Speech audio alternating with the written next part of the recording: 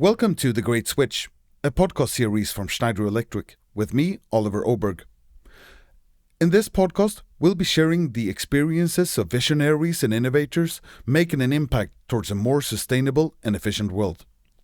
In today's episode, we're joined by Niklas Dalgrip, a department head of SISAB, the Stockholm School Properties Company. SISAB manages the buildings where over 200,000 children, young people and adults spend their days. Their top priority is to provide safe, sustainable and cost-efficient facilities for the next generation of Stockholmers. We dive into topics like energy efficiency, cost optimization and the technology of the future. How has SISAB managed to significantly cut their energy cost using 10,000 AI-powered sensors? And what is the next step in such a groundbreaking project? It's truly a fascinating conversation. Let's dive into it. Hi, Niklas. Hi. How are you a part of the great switch of the energy landscape, and how did you get there? How we get there, that's a long journey, but it's a journey about proceeding results in innovation, results in energy management, and so farther on.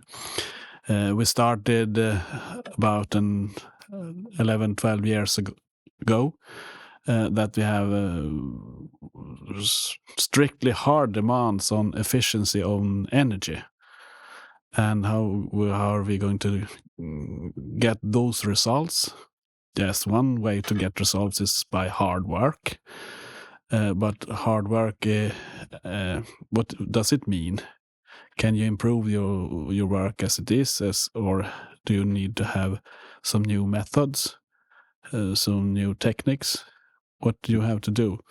So we started with a great plan, an energy plan for the company, that we put the demands of results together so we can go further. One part of the journey have been the technical evaluations, that we have to be part of doing things like that we haven't done before, and no one have done it before. We started to connected all our buildings in one network. Okay, so in one system. One system, one network. Everything is a piece in one network. All right, but before, because we will of course deep dive a bit more into what you have done and also a bit on what you aim to do. Even though I know that you're more keen on speaking about what has actually been done rather than promising.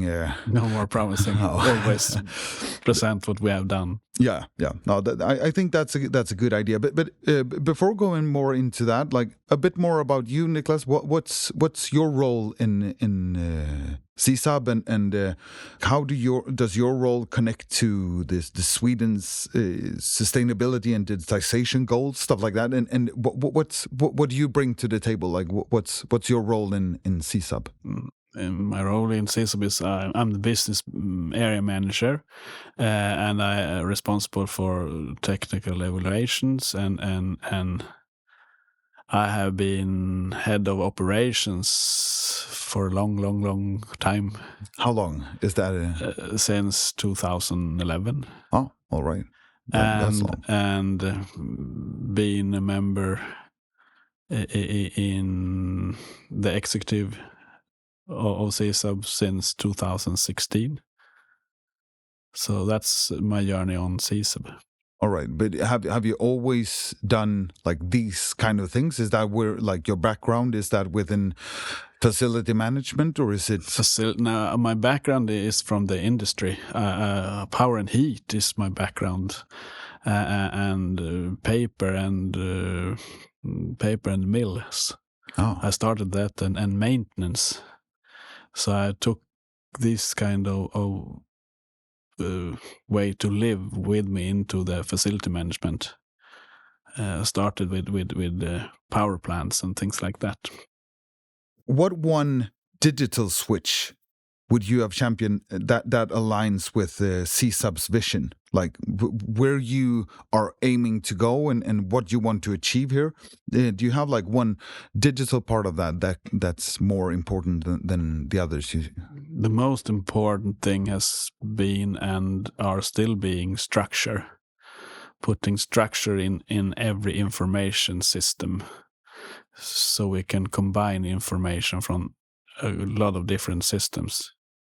And when you say different systems, is that strictly like only temperature and humidity in the rooms and such, or is it like how much toilet paper are left in the loo, or is it how many people are in the conference rooms? Like what kind of how many people in the conference room? Flows. I like to measure flows of liquid, flows of temperature, flows of people, flows of usage. And combine them and make some decisions to when you talk about AI, that's a way to make computerized decisions. And in AI, you are calculating to the best answer of a question which not have a strict answer. It's machine learning, and if you have structured data, you can work with machine learning. I don't know if we should call it a project. What you have done, it's a long time project. Maybe. Yeah, exactly, like an overarching project of everything that you do. But okay, let's dive into your AI HVAC project, so to say. Please just start by telling me from the top down, like, as we already know, you led the AI-driven optimization of 600 plus school buildings. But what does that mean, like in practice? What does that mean? Where do you where do you start in that kind of project? It all started when we wanted to connect every of our buildings in one technical network and get a structure there we could make decisions from central connectivity, because we have to get out that we have a master brain at the facility management. When we have a lot of buildings that we have, about 600 facilities, about 3,000 building, and 1.8 million square meters in all over the city of Stockholm. You can't be there as a human being and operate the buildings. It isn't possible.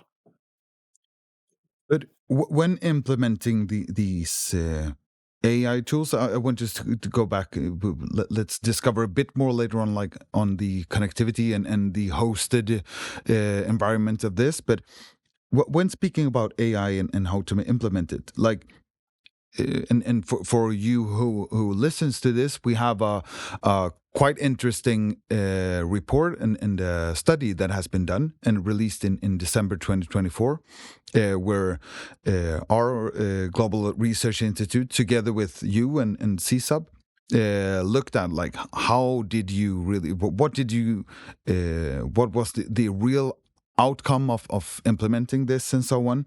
And also there you can read about this AI is like the AI adjusted set points every 15 minutes. Like, that is quite often, more often than a living man can do. I believe if you don't have just one building to focus on, you have quite many, as we just mentioned.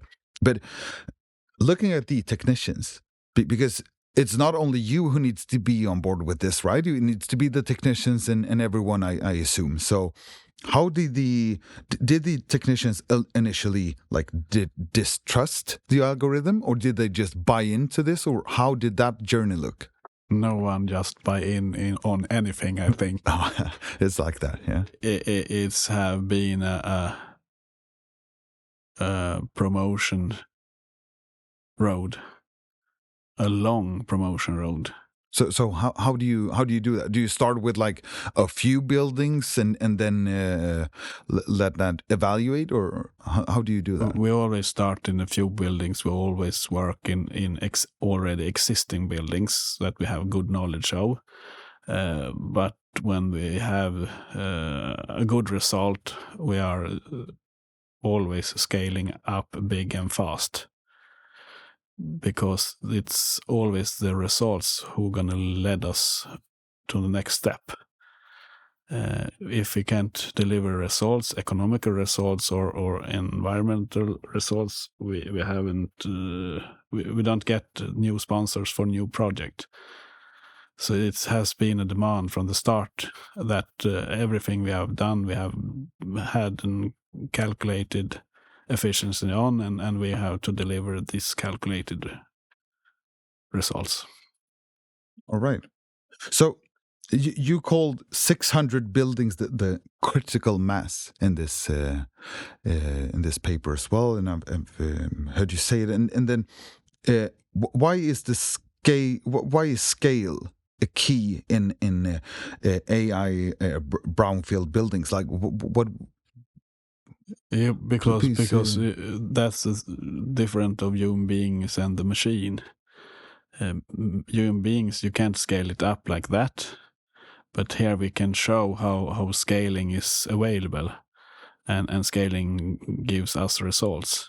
So if I have about 5,000 critical systems and I do 1 million calculations in 1 hour in each of these systems every hour, every day, and delivers new set points every 15 minutes. That's scaling.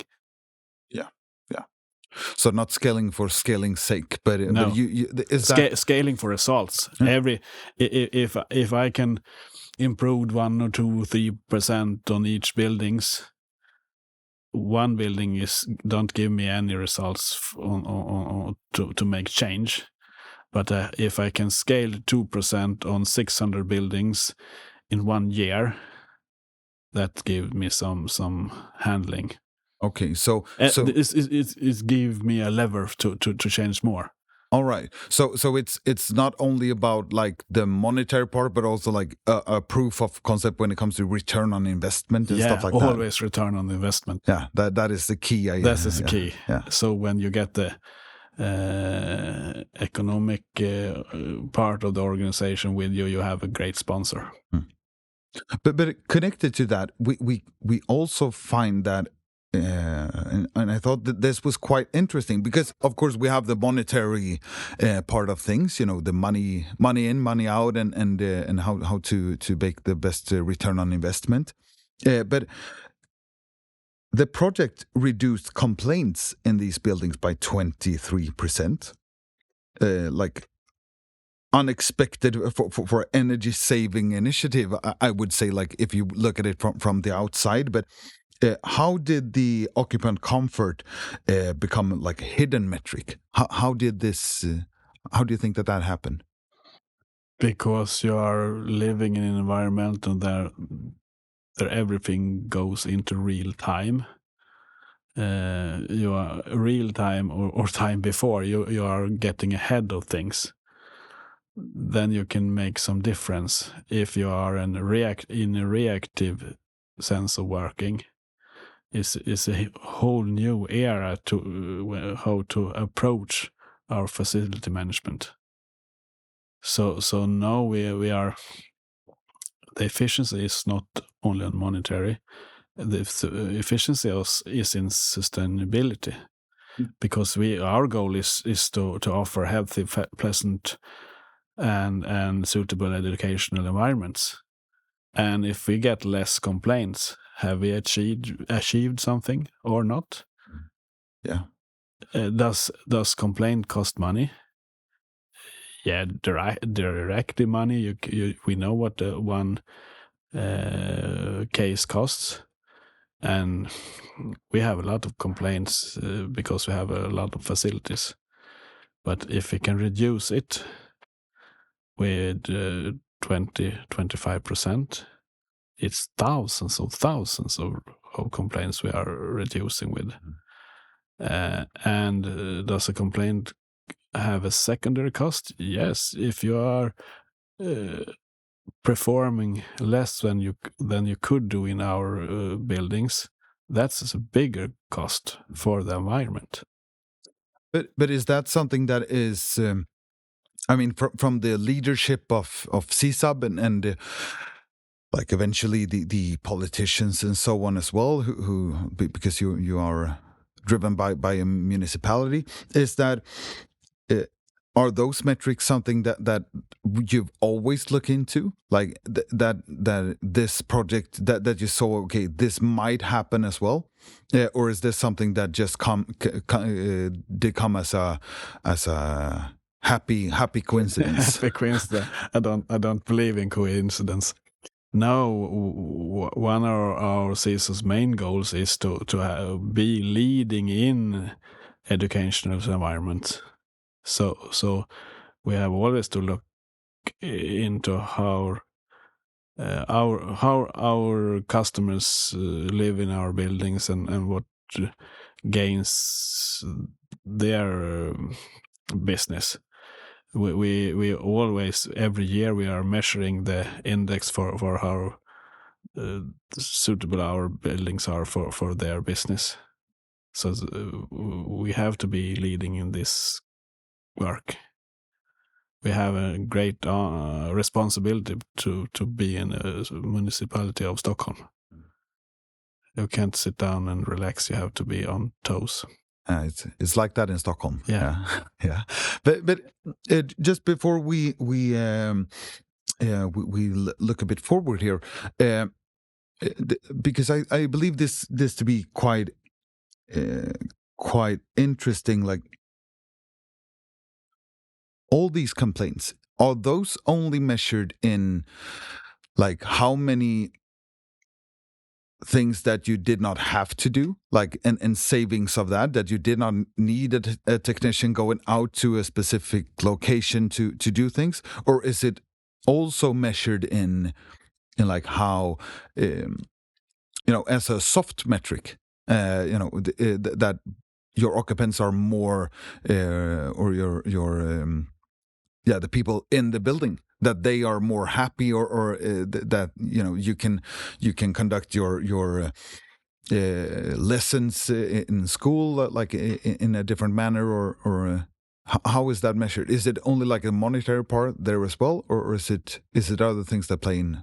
I think it's a lot more of other things that playing in, because we offered a better quality on our indoor climate, with less energy, with less complaints, and every time you work with energy savings, you assume that you have to get an indoor climate that is not so good, that you have as everything is going down. That's what you feel like in customer. But in this case, we improved the indoor temperature and saved energy at the same time. We delivered right amount of temperature in the classroom on the right time, and we get to know the flows better in our building, so we can have a different climate in different times. So we adapt to the uses of our facilities on a new way.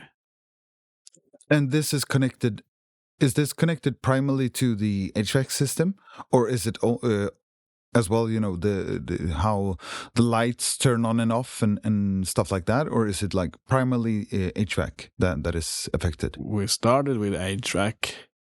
Today we are monitoring electricity and starting to learn more about how can we perform on load efficiency in the electric systems.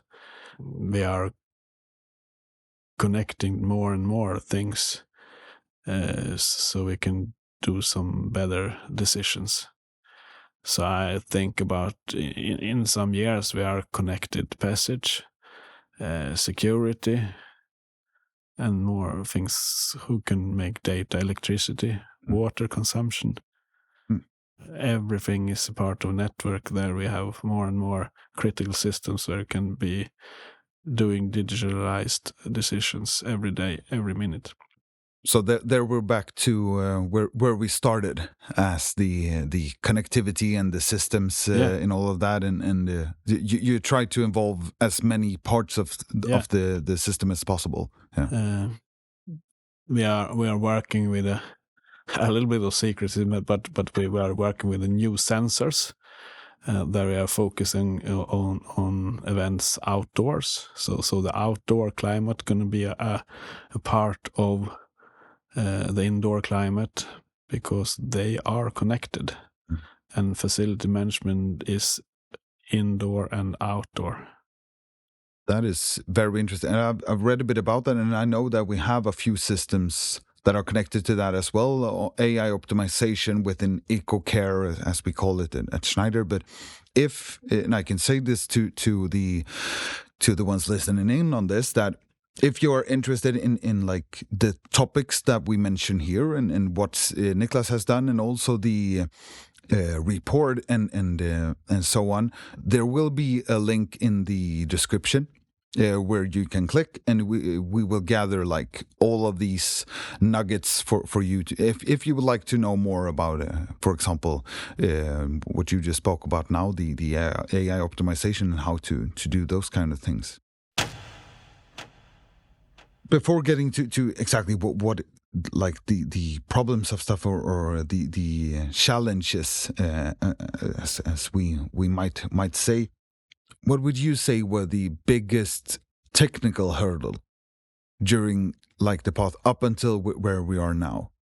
Like what was the largest thing that you saw, but also like, was there anything that you wished that you would have done earlier in the process?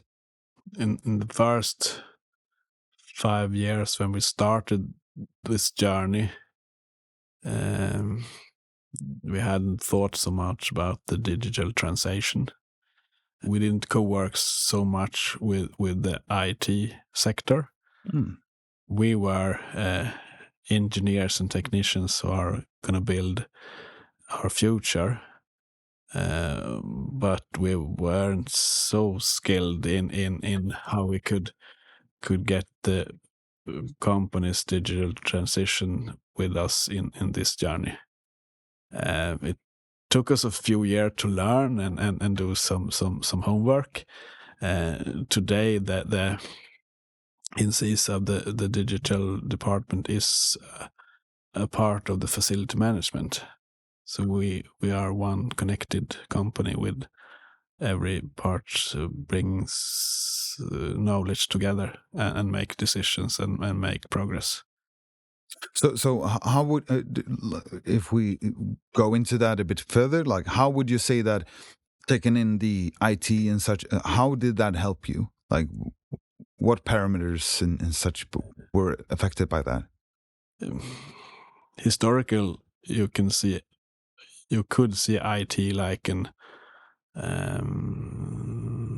break, and is a break or an obstacle who is in your way to put in some rules that are not going to achieve your goals. But if you are learning the methods of processing things, they are a great tool to make change.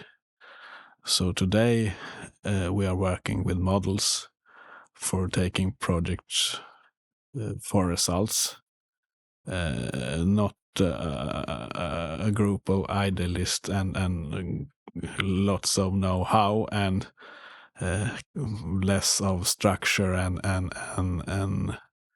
architectural thinking.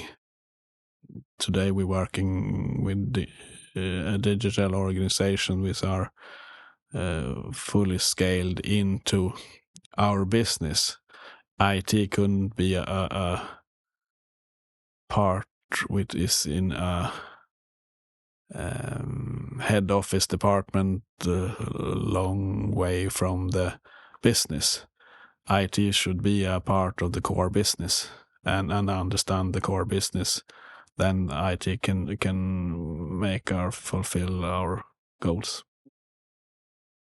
That is quite interesting, and hopefully something to learn from, right? Yeah. We started something that not I think anyone have done before in our kind of business. Yeah, but why do you think that is?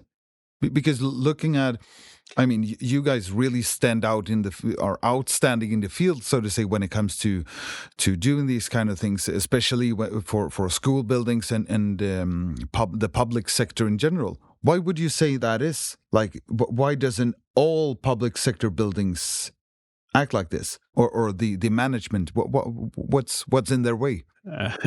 It's kind of safe to be in an IT organization and your goals is around economic systems and microsystems and what it can be. But when you get in the core business, you have to understand the core business. How is your facility management works and what is the need and how can I be a part to fulfill them? And there is the real development. You have to change your way to work. Work changing is the way to make success. We have changed workflow a lot of times in these 10 years, and we have changed organizations, not to changing because you have to change, but because you have to, you get new goals, and you have to make a tool to which are working for delivering results for these new goals. So it's an everything has to be in a progress. And if we zoom out, I mean, if we stick on the topic of the public sector in general, would you say that they are lacking, like, not only the connection to the IT, but to the project that you guys have driven in general, and you especially, Niklas? How would you say? Why would you say that the public sector or would you say that they are far behind when it comes to these things? To the connectivity and the usage of AI and leveraging of these kind of systems? No, I wouldn't think as the public sector is some kind of different because from the private sector. Maybe you can say that the public sector have some benefits to be ahead of the private sector because they can work in more long time relationships. And have a goal if they could work with long time goals. The private sector could have some struggling with how are the sectors in facts of what is popular for this time. Sometimes it's energy saving, sometimes it's stability, sometimes it's money, sometimes you have to have green credits or things like that. What's going to put your efforts on, and what makes money in the private sector is money is one way to measure your efforts. But I mean, you have been within this game for quite some time. So if you would have a saying in this and to help I mean, both, of course, the private sector with their struggles compared to the public sector, as you just mentioned. But what would be your advice to them, like how to deal with these things, and how to really be a part of this great switch, and how to to really make an impact? I think it's a long time journey for everyone. In facility management, it's not a short time performance. It's a long time performance. To perform, you have to have knowledge in-house in the companies, public or private, it doesn't matter. And you have to get understanding in the whole organization. The whole organization are leading this era to goals. It's not a one department job. It's it's company goals, and the company gets results, and company has some ideas of what they want to deliver. Are you going to be a sustainability company or not? Public or no public, it doesn't depend. But if you are setting up these goals and try to work out of the box sometimes, because this is a new era, the digital transition, and now with the AI as a top hat on the digital transition, this is a new, different era, and you have to adapt to it, and then you have to set things in a new perspective. Getting to the great switch. So scaling from pilot to 600 plus connected and digitally hosted school buildings, that is not a small feat in any way to measure, I would believe. So a problem for many organizations is getting the pilot project to actual implementation when it comes to both the sustainability part of things, but also like the electrification. So how did you scale the project and primarily like, because the scaling of the project, I think we have touched upon that quite a bit, but please give me more if you'd like around that topic, but primarily like the buy-in from the organization to really make an impact. Like how did you handle that question? The organization is driven by feed of publicity, feed of results, feed of audience that applauds. If you do something great, you have to hear it. And if you're gonna see if something is good and great, you have to listen. So if the management are a part of the listening and a part of the applauding and a part of an interested audience, which need to hear more and more of great songs, you have an organization who want to play.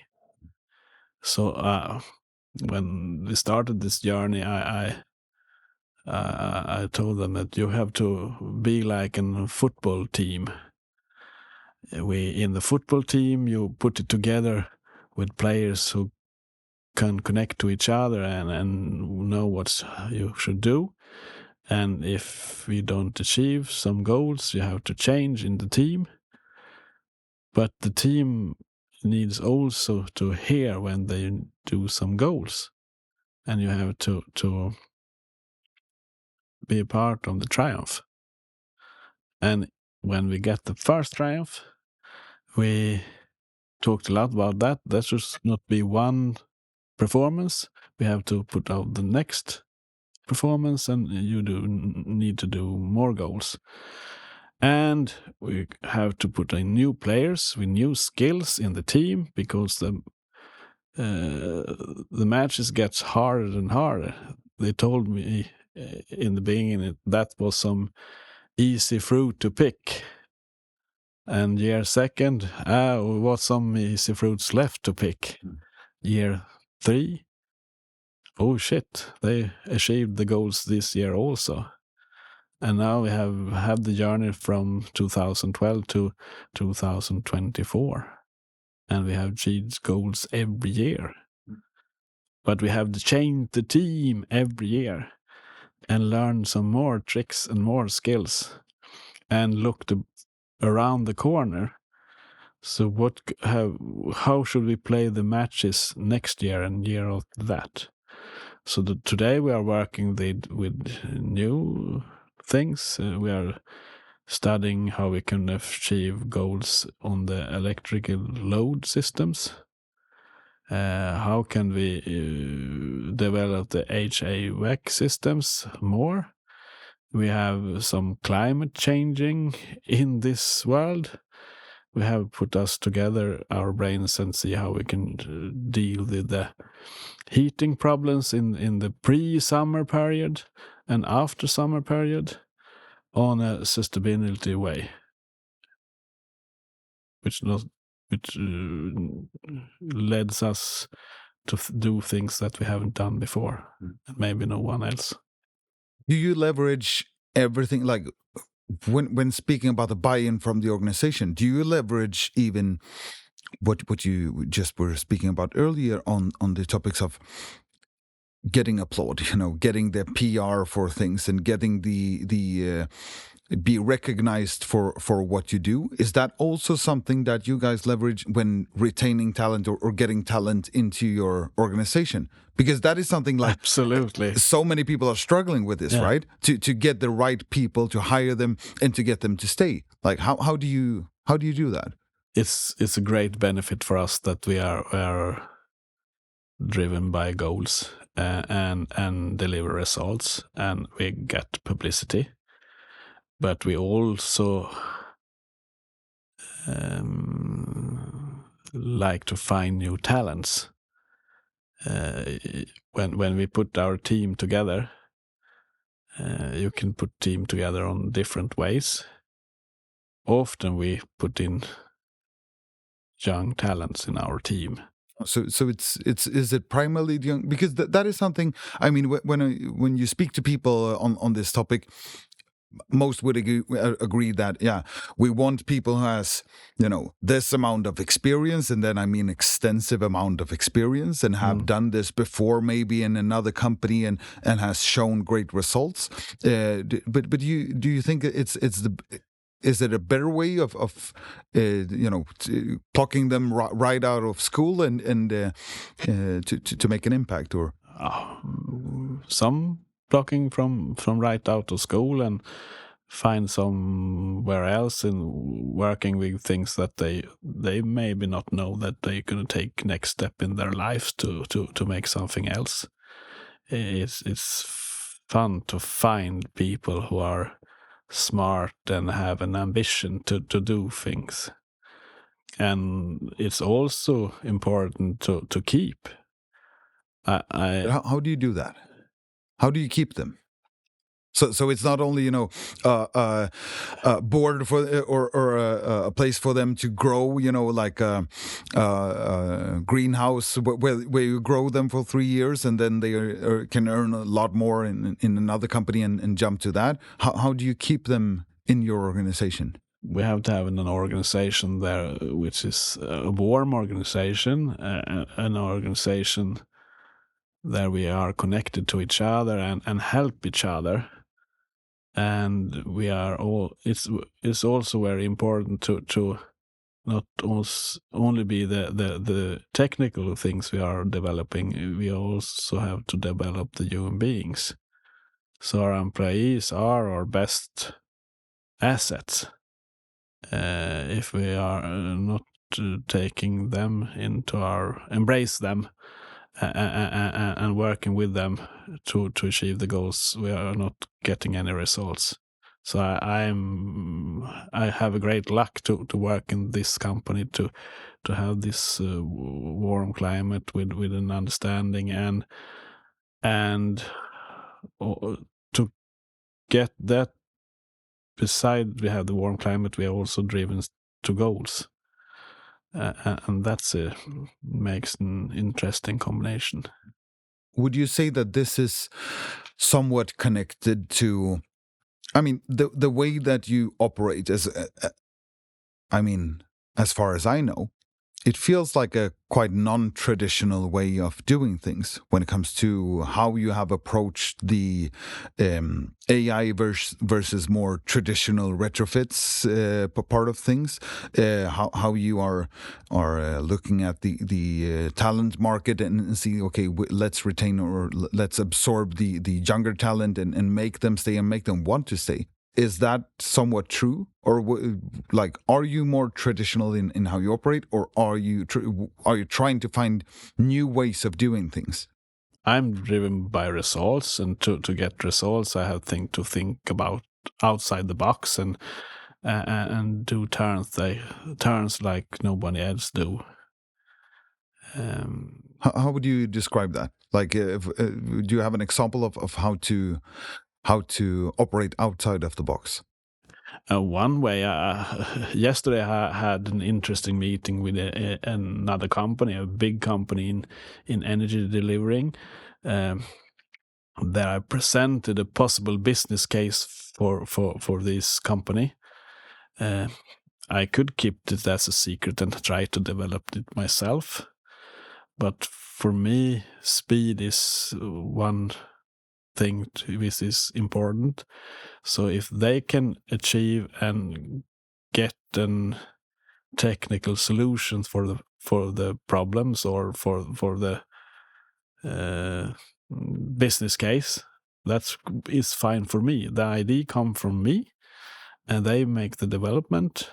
And for SISAB is we can gain money, and we can gain sustainability, and we can gain publicity. So partnerships is like partnerships is ideal. Is an ideal way to work. If you are fewer, you are less strong. If you are, but how can you? Because some. I know that many companies and many people say that partnerships is like the core of what makes us successful and stuff like that. But when it finally gets to the end of the road or even during the journey, they feel like they don't open up or they feel like they can't really trust their partner, to get, because sometimes you need to invest time and maybe money to get a partnership really up and going. So what's your thoughts on that? Is that also like something that you guys do, or? You always have to put in time, but the best way to not go in these traps is to have a lot of knowledge. If you are ensured that have the best knowledge or are you comfort with that, you can deal with ups and downs, because we have corporations and lives with other companies. You can't see in the future how exactly things gonna be. You have an perspective what you want it to be, but you must drive it to it, and then you have put in some knowledge and time, and I think often there are a lack of knowledge. So I'm going back to my team and my fantastic team that I have put together with a lot of knowledge. We are doing a lot of goals, and when we're doing a lot of goals, we can achieve some opportunities that companies want to work with us. I would like to speak to you a bit more about the leadership, like how to operate that. I know we've touched point on that quite a lot, but let's see if we have any more like good takeaways for the listeners there, as well as the vision of the future. But before doing that, I actually have a few questions from Charlie Lupart, which is vice president of the buildings market within Schneider Electric, and he wanted me to take a few bring a few questions to you. So I'll set that up and let's see what wonderful questions he has to ask. Okay.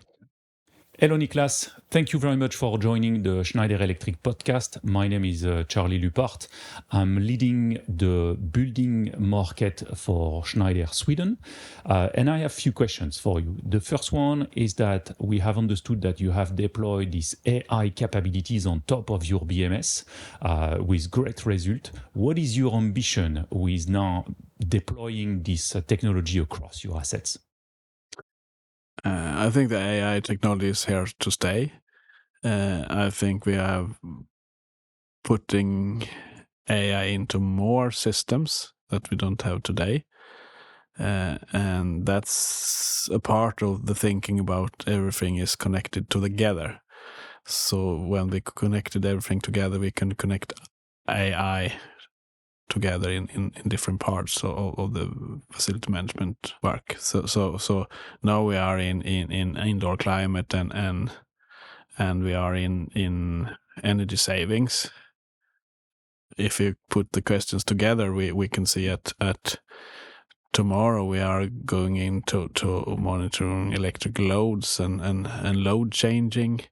We are in a project there where we have make some efforts and are making in the year 2025 we are going to present some results how we are working with that.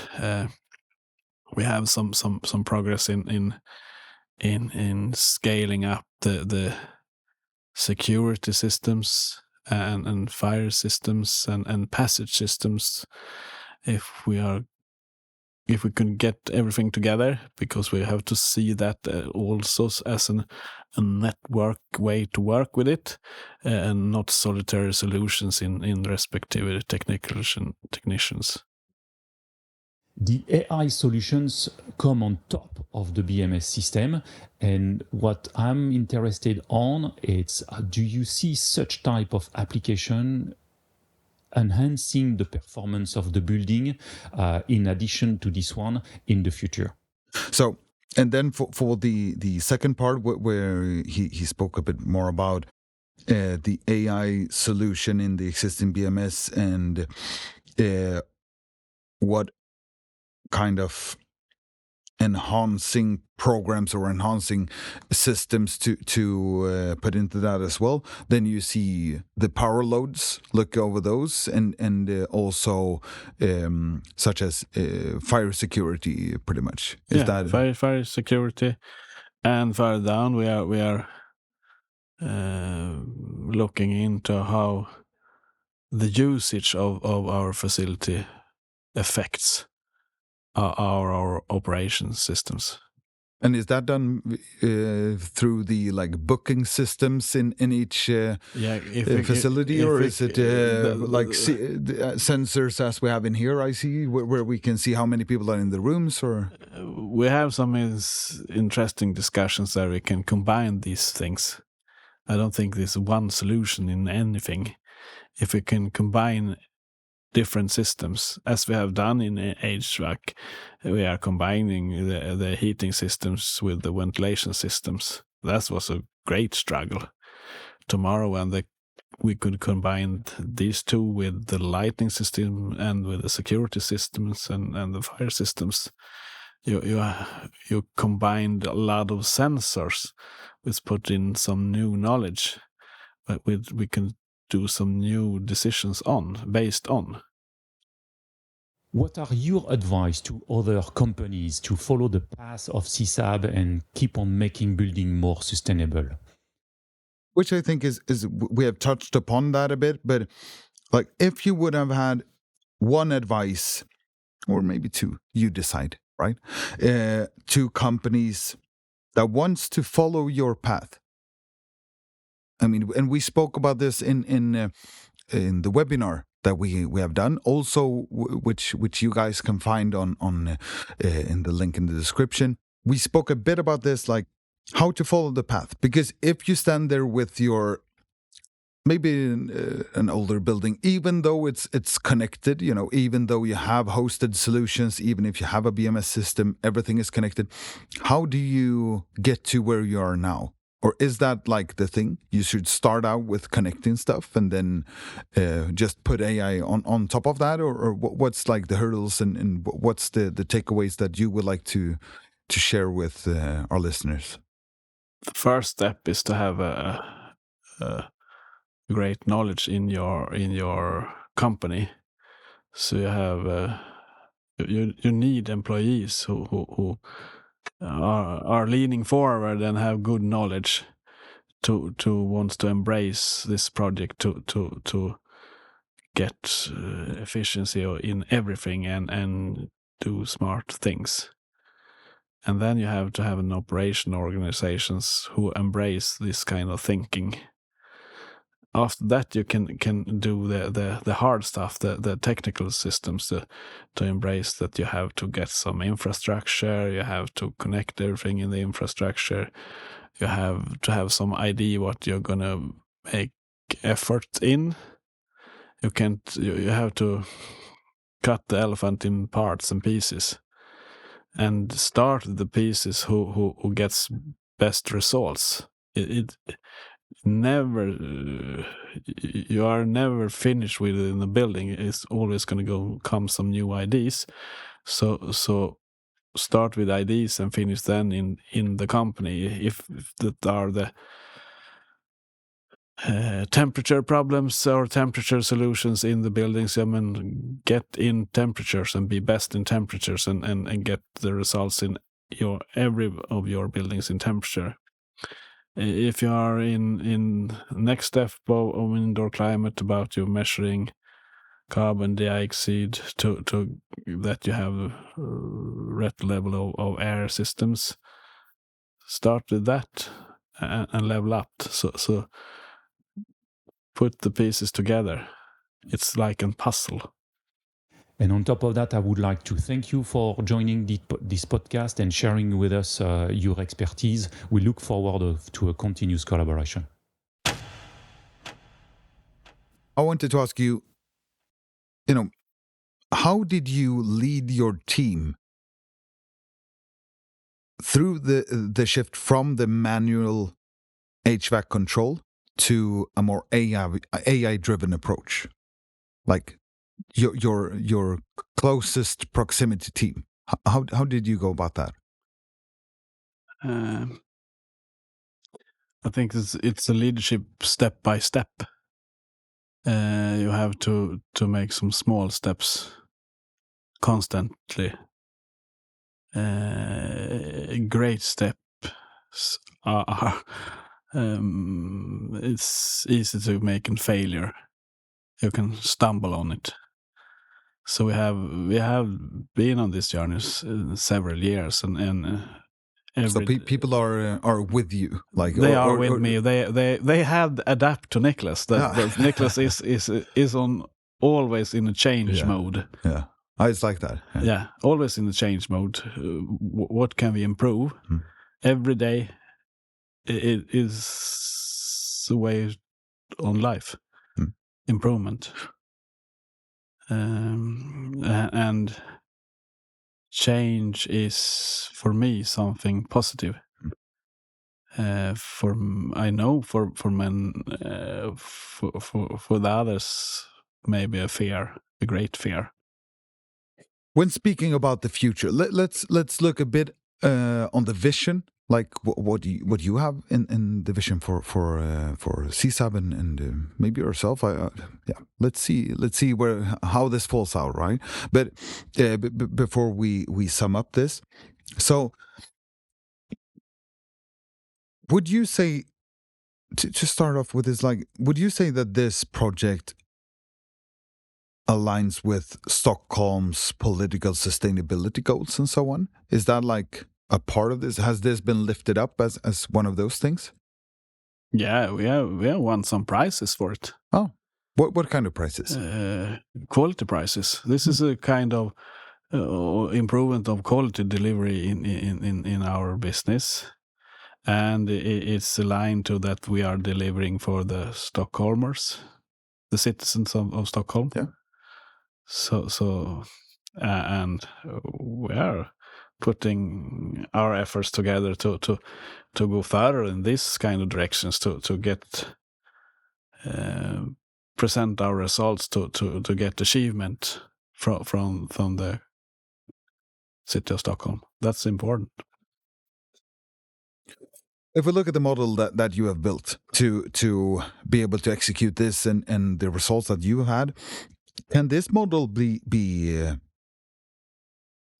used by hospitals, office buildings, residential buildings? Is that like what would you think that this, like the setup that you guys have, is that you're able to implement this pretty much into every kind of facility with people in it? I think the ground model is adaptable to the most kind of facilities, but the dynamics in different facilities sectors are different, so you have to adapt with the different dynamics and what are the most important quality measurements for the the kind of skills you have to know. But the ground model, yes. I think that's a good note to end on, Niklas. Yeah. So from me, like, thank you very much for taking a time of your. I know your schedule is can be crazy. So thanks for taking the time to participate here, and hope that everyone enjoyed listening into this. Me too. Has been fun. Have learned some more things today with you. The content of this podcast is for informational purposes only, should not be undertaken as financial, economic, legal, business, tax, or investment advice. The information, statements, views, and opinions should not be construed as the provision of advice by Schneider Electric, or as an offer to buy or sell any products or services, or to make or consider any investment or course of action.